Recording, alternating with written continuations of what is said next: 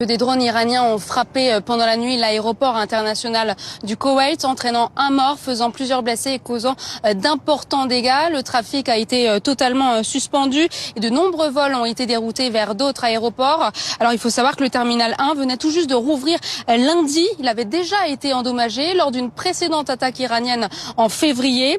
Il faut aussi savoir que l'aéroport du Koweït n'est pas seulement une infrastructure civile. Le site est également associé à une base militaire aérienne, Abdullah Al-Mubarak, qui est utilisée par l'armée koweïtienne, mais aussi les forces alliées, dont les États-Unis. Reste à savoir si...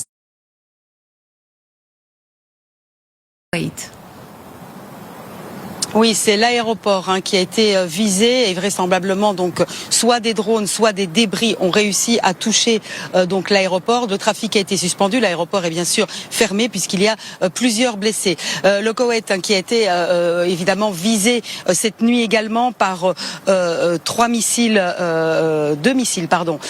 iraniens qui eux avaient été interceptés par les forces américaines. Bahreïn également visé par deux missiles iraniens également intercepté. Bahreïn, vous savez où se trouve la fameuse flotte américaine, la 5e flotte américaine qui, elle, cette base-là n'a pas été touchée, mais bien sûr était visée. Puis des sirènes également. Donc en Arabie Saoudite, on le voit, ça a été une nuit très agitée.